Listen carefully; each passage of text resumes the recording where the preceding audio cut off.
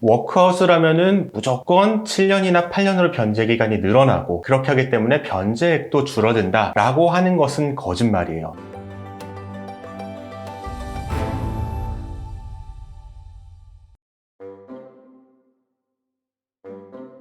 저희가 이전에도 업계 제도의 폭로 영상들을 좀 다뤘었잖아요. 네, 그 예전에 제가 워크아웃과 개인회생의 허점을 이용해서 조합하는 그런 유형의 법률 자문 또는 이제 상담 후 변호사가 수임하는 그런 것에 대해서 말씀을 드렸는데 업계가 정말 빠른 것 같아요. 이제 그렇게 영업하는 곳이 굉장히 많은가 봐요. 저한테 상담을 오신 분 중에 최근에 굉장히 놀랐던 게 이분은 부부가 이제 개인회생을 들어가려고 하시는 분이었는데 저와 만나기 전에 네이버 검색을 통해서 어떤 사무실에 갔는데 이분이 월 소득이 좀 높은 편이었어요. 월 한 500 정도 되시는 분인데 당신 이렇게 가면 월 변제액도 높게 나오니까 워크아웃으로 가시라. 그러면은 변제액도 한 200 몇만 원으로 줄어들고 7년 동안 조금씩 갚으면서 집도 지킬 수가 있다. 그리고 수입료로 1200만 원을 안내했다는 거예요. 워크아웃은 수입료를 받을 게 없지 않나요? 맞아요. 워크아웃은 수입료를 받을 게 없는데 거기서 얘기하는 거는 이 워크아웃을 가려면은 3개월 연체가 있어야 되는데 그 3개월 연체하는 기간 동안 독촉이 힘들지 않느냐? 일단은 개인회생 신청을 해서 독촉을 막을 수 있는 금지명령을 받고 3개월이면 3개월, 6개월이면 6개월 뒤에 개인회생을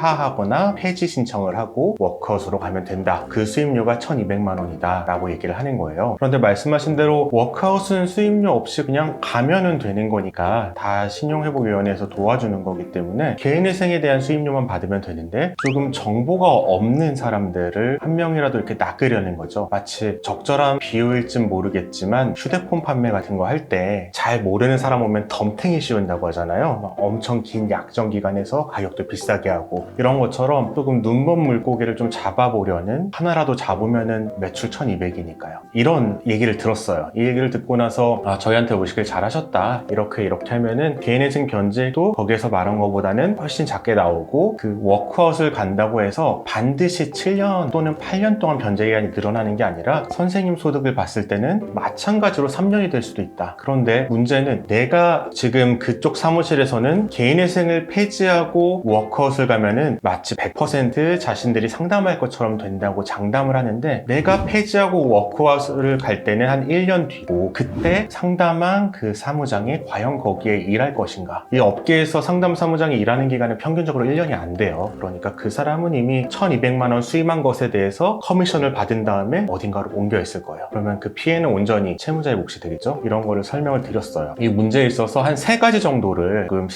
시청자분들과 개인회생이냐 워크아웃이냐를 고민하는 분들이 알아둬야 될 점이 있어서 말씀을 드릴게요. 첫 번째로는 일단 변호사가 개인회생을 통해 워크아웃까지 가는 절차를 자문하는 것은 합법적이에요. 변호사는 모든 법률 업무, 법률 행위와 관련된 모든 업무를 다 자문을 할 수 있고 의뢰인을 대리해서 법률 행위를 할 수 있기 때문에 그 자체는 문제가 아닙니다. 그리고 그 자문료에 대한 수수료 1200만 원도 양자 간의 합의만 된다면은 그걸 받는 것이 꼭 나쁜 것만은 아니에요. 문제는 내가 충분한 정보를 전달받고 합리적인 판단을 한 것인가. 이게 너무 정보를 안 주면은 사기가 될 수가 있거든요. 그것과 관련해서 이제 두 번째 문제점이 워크아웃을 하면은 무조건 7년이나 8년으로 변제 기간이 늘어나고 그렇게 하기 때문에 변제액도 줄어든다 라고 하는 것은 거짓말이에요. 워크아웃의 변제 기간은 가용소득에 따라 달라집니다. 그리고 이 가용소득은 월 수입도 관련이고 부양가족도 관련이 있기 때문에 이런 것을 모두 따졌을 때 어지간한 고소득자는 회생이 아니라 워크아웃을 간다고 하더라도 3년 이내에 변제하라고 하는 경우가 많아요. 그리고 정말 중요한 것은 우리가 개인회생 같은 경우에는 변제율을 정확하게 예측할 수가 있는데 워크아웃은 변제를 계산하는 정보가 외부에 공개되지를 않아요. 추측할 수 있을 뿐이기 때문에 막상 거기에 가봐야 됩니다. 회생을 폐지하고 거기 가는 거는 도박이나 마찬가지라서 이러한 정보를 충분히 알고 워크아웃을 선택해야 되는데 정보를 전달하지 않고 마치 8년이라는 변제기간 동안 조금씩 갚으면 된다 라고 해서 수임계약을 체결하는 거는 사기가 될 수 있겠죠. 세 번째로 만약에 이런 상담을 받으셨다면은 그 상담하는 사무장 또는 변호사한테 요구하세요. 당신 워크아웃 가면은 8년에 변제액 얼마로 해준다고 했는데 그걸 이 계약서에 써줄 수 있느냐. 정말 자신 있다면 써줄 겁니다. 그런데 그렇게 써주는 사람은 한 사람도 없을 거예요. 그렇게 써주면은 법적인 책임을 지게 되기 때문이고 그런 것을 확인해 보면은 그들이 하는 말이 거짓말이라는 걸 알 수가 있어요. 결론적으로 말하면 개인회생 과정을 거쳐서 워크아웃으로 갈 수 있어요. 그 장점을 이용할 수도 있고요. 하지만 그 과정에서 워크아웃을 가면은 무조건 개인회생보다 적게 변제액이 나오고 변제 기간은 길게 간다라고 호언장담할 수는 없습니다. 그거는 도박이고요. 주사위 던지기나 마찬가지고 짝수가 나올지 홀수가 나올지는 던져봐야 알 수 있어요. 그 위험을 부담한다면 가시는 거고, 하지만 가시더라도 개인회생에 대한 수입료만 부담하시면 되지 특별한 자문이 있다고 해서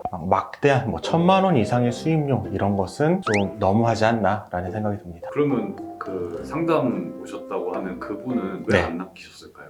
그분은 금액이 너무 세서 그렇죠. 일단 채무자들이 아는 개인회생 수수료가 정해져 있는데 200이면 200, 300이면 300 정해져 있는데 갑자기 1200 이러니까 내가 모르는 게 있었나? 이러면서 또 유튜브 같은 걸 열심히 찾아보신 모양이에요.